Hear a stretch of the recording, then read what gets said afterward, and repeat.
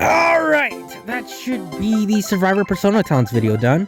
Now all I need to do is record the audio, wait for my people to leave because I don't really want them hearing me record this. Then get the gameplay, and then this should be all settled.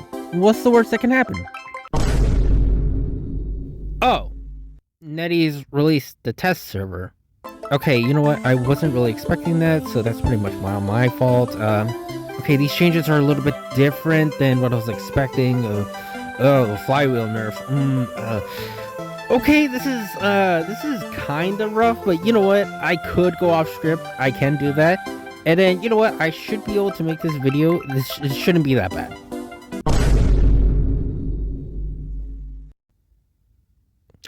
Okay.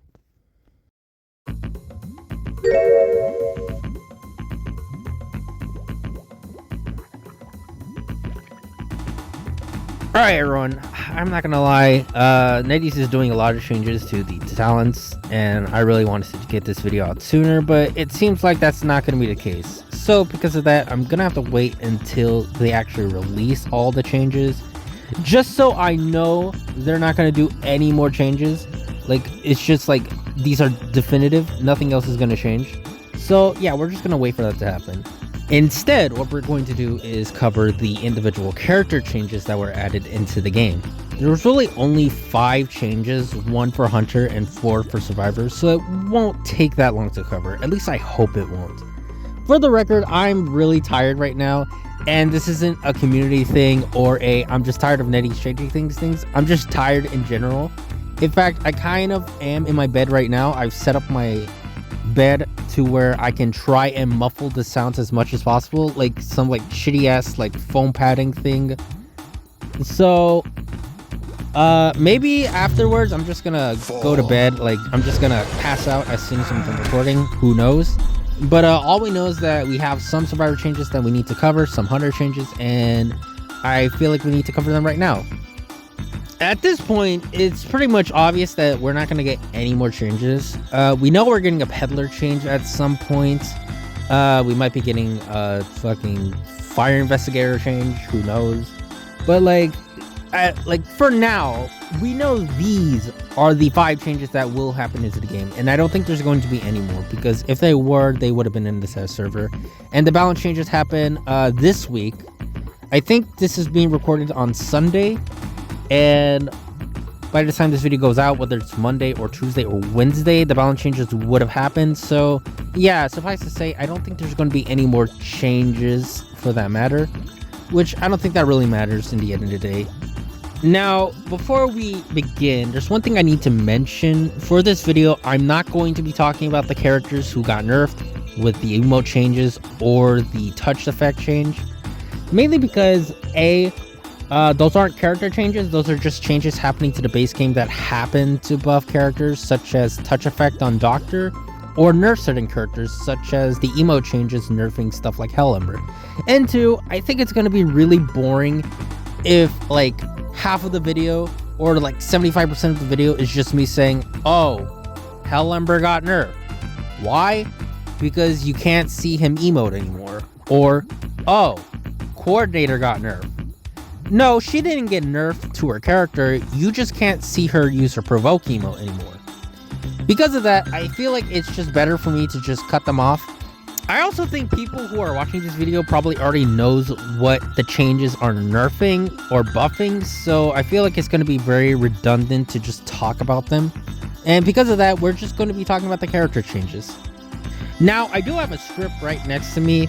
I did write out a script beforehand. I'm not going to use it. I'm just going to go off script, mainly because, once again, I'm tired. I just want to edit this video. But I will be using this in order to, stay on the plot, make sure that I don't deviate too much from it. It's just so I have concise thoughts instead of me just rambling for no fucking reason. I don't really know where to start. I'm not going to lie. I don't really play most of these characters. So for this, we're just going to cover how I see fit. So if my video is a lot more scatterbrained than usual, that's pretty much why. Let's start off with our Hunter buffs. The only Hunter buff we got, which went to Naiad. Starting things off, Naiad's 0 presence humidity scaling has now been increased slightly. Naiad now gets more humidity when she closes off puddles now. This means even if a survivor is just barely before 70% moisture, they will not be safe from the instant moisture gain from closing puddles. Honestly, this is a great change that'll boost the overall lethality moisture will have in the match. The one problem Naiad has right now is the fact that moisture early game isn't really that lethal vulnerability. Once a survivor knows how to deal with Naiad's puddles, it becomes really hard to use puddles to really gain momentum. You'll very rarely get water pops at the beginning of the game unless survivors put themselves in really bad positions. Because of that, it becomes really easy to kite out a Naiad, whether it be from transition kiting or even just tight kiting sometimes. Mainly because you really just want to avoid instant moisture and you want to avoid being in very large moisture areas. This change won't cause Naiad to instantly water pop you at 20 seconds within the match, similar to her dash or max presence. However, it will allow you to water pop far more often, which is really good. With that said, I don't think this is the biggest buff Naiad got in this balance cycle. No. In my opinion, the biggest buff Naiad got was the buff they gave to her recovery speed of her harpoon. Now, at max presence, not only will you gain 50% humidity from closing off puddles, but now Naiad's recovery speed when she recalls harpoon is much faster. With this one change alone, this completely changes how you play against Naiad, whether it be running towards a pallet, using your ability, or trying to vault a window while she's trying to recall her harpoon. Naiad can practically recall her harpoon instantly with this change, which means she's able to get hits she couldn't do before.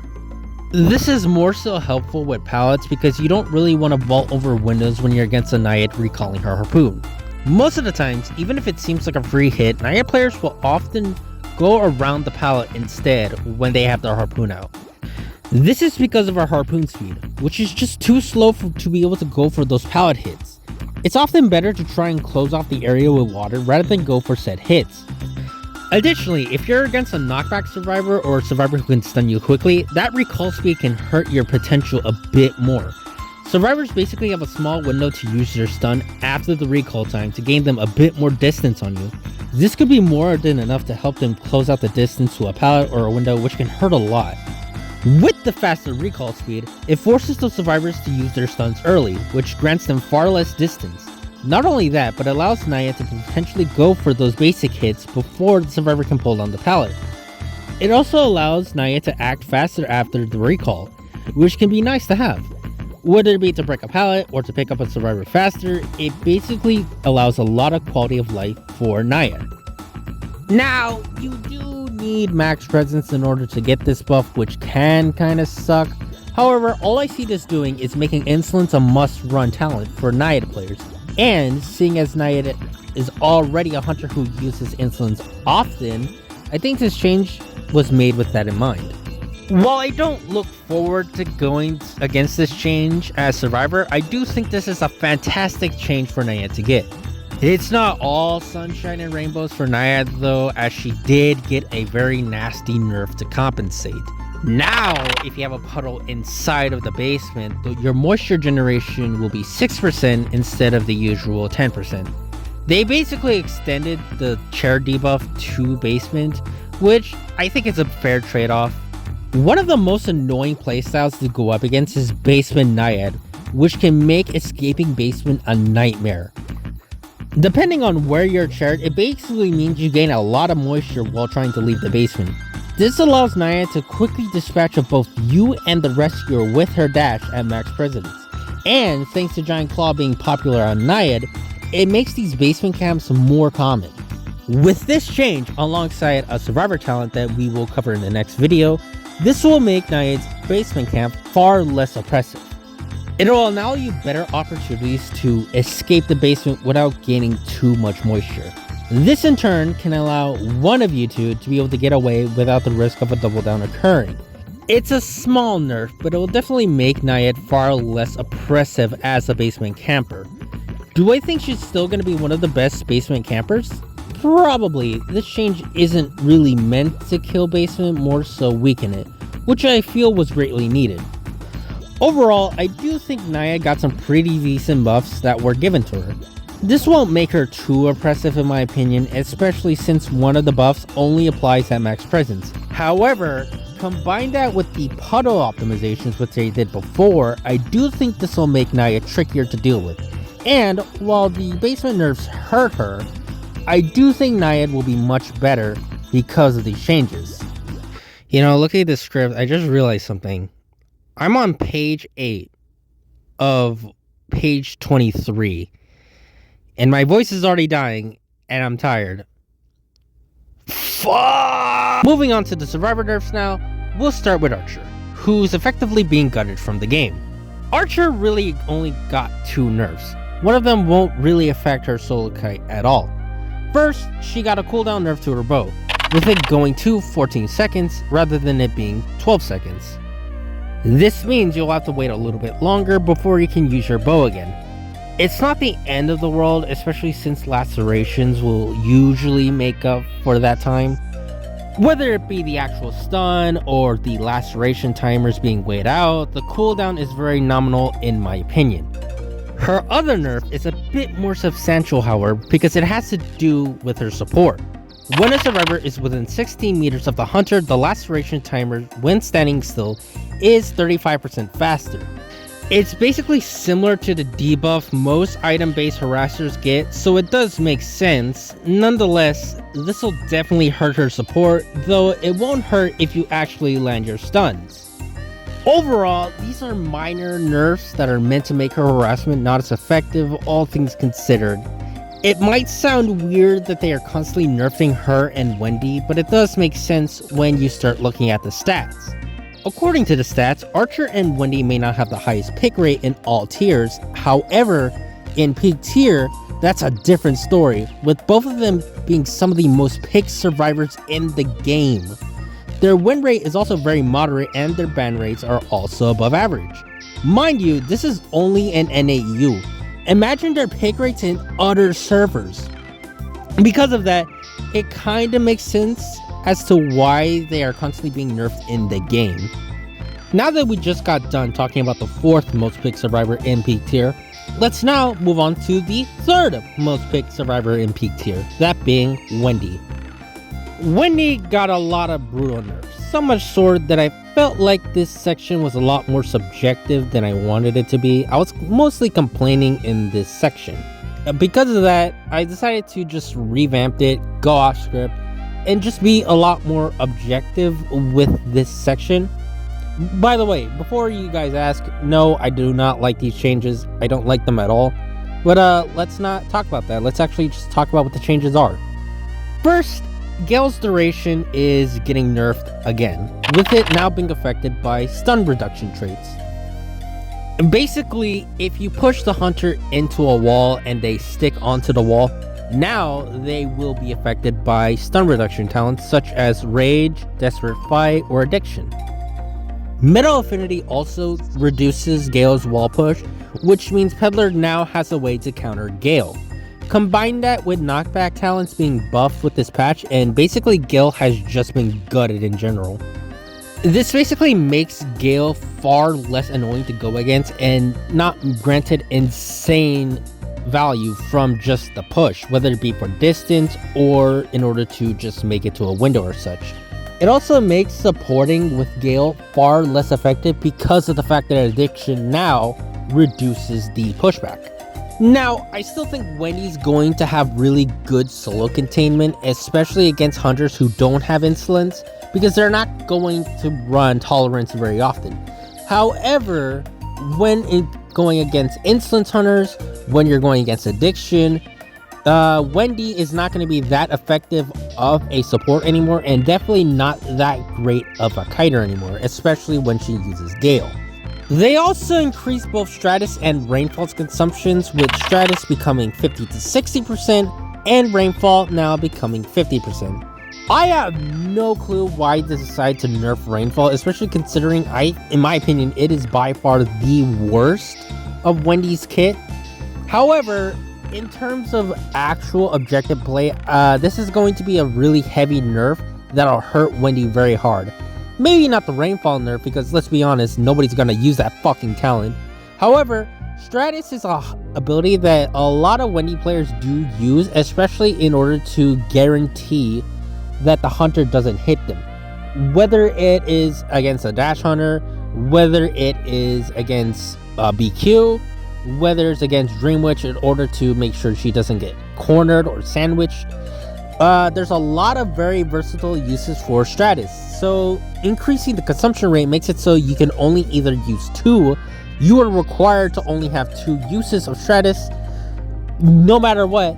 Even if it's a small Stratus or a big Stratus, no matter what, you always have 2 uses of it. It also makes it so you only have 2 uses of bottle in general anytime you use Stratus, which can really hurt Wendy's versatility. There's basically so many things that get nerfed with the consumption rate nerf that I just feel like Wendy's just not going to be that effective of a kiter. Do I still think Wendy's going to be one of the better survivors in the game? Yeah, absolutely. She basically has 2 abilities that can help her in containment, one of them being a free chase reset and the other one being a very powerful pushback. But other than that, I don't think Wendy is going to be as strong as she was before this change, and I do think her play rate is going to go down just a little bit. I still don't get the Rainfall nerf though. With Wendy out of the way, we can now talk about all the survivors who got buffed now, starting with the character who was extremely awful in the first test server, that being Feral Lady. Feral Lady got some really big buffs that are coming to her, so much that will effectively change how you are able to play as her. First, they mute Feral Lady's movement and sounds whenever she's close. Wait a minute. This was in the past. This was a buff that they gave to her in the past. What the fuck? Yeah, so it turns out somewhere during that time, Feral Lady actually got shadow nerfed. In her last buff, they made it so you didn't make any footstep noises while you were invisible, but you could still hear her breathing. This meant if you were holding her cane, she made no noises while she was invincible against the hunter. However, despite knowing that, while I was playing against the Feral Lady, I noticed that she was still making footstep noises. I guess at some point they decided to either revert this change or the game bug to include the noises again. Either way, they're removing it again, which will help for my game fluency. I don't know how they fucked up this badly, but I'm glad they're fixing it again, I guess. Next, they are finally removing that stupid ability pause mechanic whenever Feral Lady is down or in balloons. This means that while she's in these states, her cloak cooldown will still recover like normal. It does become paused again when she is on the rocket chair, so you won't be able to have it every time you get off a chair. However, I still think this is a fantastic buff for Feral Lady to get. It means you will be able to have access to cloak a lot sooner when it matters. Whether it be after a balloon rescue or an actual rescue, that small amount of time can quickly add up to your timer. In fact, depending on if you have a good harasser, you will be able to have your cloak cooldown ready by the time you can use it. This just helps Feral Lady rebound a lot more, so it's overall a good change. And seriously, I don't understand why this was the case in the first place, so I'm happy that they finally removed that pause. Feral Lady's Cypher Steal also got a buff, with her taking 0.7% of a Cypher machine instead of 0.1% of a Cypher machine per second. This might not sound that great on paper, but when you do the math, it's actually a pretty big buff. Let's say that you decide to steal a Cypher machine that has about 20% progress tied to it. With the old version, you would only be able to benefit from your buff for 20 seconds flat. However, with the buff, you will gain an additional 8 seconds onto your decoding time, which each 10% the Cypher has, it adds 4 seconds to your extended decoding time. This means in order to decode a full Cypher machine with 20% progress, you will need to have a Cypher machine with 46% progress rather than one with 68% progress you would need in the base game right now. This saves a lot more progress on Cypher machines that you steal, while also allowing you to benefit from the buff for longer. It's definitely not the most oppressive decoding in the game, as you still need to steal progress in order to use the buff. However, I still think this is a fantastic change that will definitely help Fair Lady Cypher Rush. Finally, whenever you use your aromatherapy canes while outside of cloak, it will reduce your cloak cooldown by 10 seconds. This grants you a little bit more versatility with cane, as now it isn't completely useless while you're outside of cloak. In fact, using the cane when you have 10 seconds left on the cooldown will allow you to automatically turn invisible. With this buff, it basically reduces the first 2 cooldowns of your cloak from 48 seconds to 38 seconds at full use, which is really nice. It's just a good quality of life buff that'll help Fair Lady and give cloak far more utility. Because of that, I think this is a really good buff for them to add. Overall, I'm really satisfied with the Fair Lady buffs that they made. One of them is just them re-implementing an old buff, so I can't really give them too much credit for that. However, the other 3 buffs that they added were definitely necessary and will make Fair Lady far better to play as. Finally, we got Enchantress, who got a few tweaks meant to buff her up. And when I say tweaks, I do really mean tweaks. Starting things off strong, Enchantress will now start the match with 1 curse stack. This makes her early game chase far better, as you don't need to wait for her curse stacks anymore. You will have your stun from the start of the match, which will definitely help against a lot of the hunters in the game, especially in the early game. Sadly, this isn't just a flat buff to her kit, however, since they did nerf her curse generation to compensate. Now, when starting the match off, you will start with a 25% reduction to your first curse generation when near the hunter. I guess this is just to prevent Enchantress from farming the 3 stacks immediately into the match. This will definitely hurt you when gathering more curse stacks early on in the match. However, seeing as you have a curse mark by default, I don't think this nerf will be that big of a deal. On top of that, they also buff Enchantress's curse generation time, lowering her reduction from 77% to 66%. Additionally, her initial curse stacks will no longer reduce the accumulation time by 11%. Now, I'm not really sure what the hell this means. If I were to guess, it probably means that Enchantress will not gain the 11% reduction from her starting stack or the first stack generated. Obviously, since she has a flat generation nerf on top of the buff, it would make sense that they would just remove that. They also put a cap on the amount of stacks you can get from a teammate who is tagged by you. Now, you can only gain 3 stacks from each teammate healed by you or after healing you. 5 stacks if you're in duos. It's a bit sad that you can't farm up an infinite amount of curses from your teammates anymore. However, you still gain 3 stacks per teammate, which is still good enough. Plus, her curse generation was also buffed, so you don't need to worry about generation too much. If I'm being honest, I don't think this change will hurt Enchantress all that much. If we look to right now in the game, at most, you'll only really get 3 to 4 curses per teammate who has the curse tag on them, so I don't think this will be that big of a deal. Because of that, I don't think this nerf will really hurt her in normal matches. Finally, you will now be able to target multiple hunters with her stun now. Once again, I have no clue what the fuck this even means, especially since it's not really showcased all that well. My guess is that you can now gather and stun certain hunters a bit more consistently now with this change. Whatever the case may be, this will definitely be a good change that will help her when dealing with multiple hunters. This will especially be helpful against Dream Witch, allowing you to maneuver her leeches far more effectively. If you know what the hell this change even does, let me know in the comments section. However, overall, I do think Enchantress got a lot of good changes in this update. There are some changes that do hurt, such as the teammate changes. However, I think these changes will make Enchantress a far more consistent survivor. As for the Season 37 changes as a whole, I do think this was a relatively good patch. The Wendy changes are really the only ones that I disagree with. However, I do understand why they are changing her from a balancing perspective.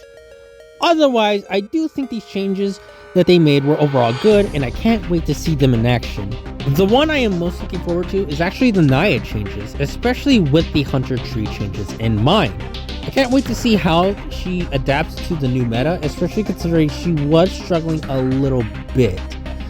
Otherwise, I'm really looking forward to see everyone else when the update happens, and I will be spectating them far more often now.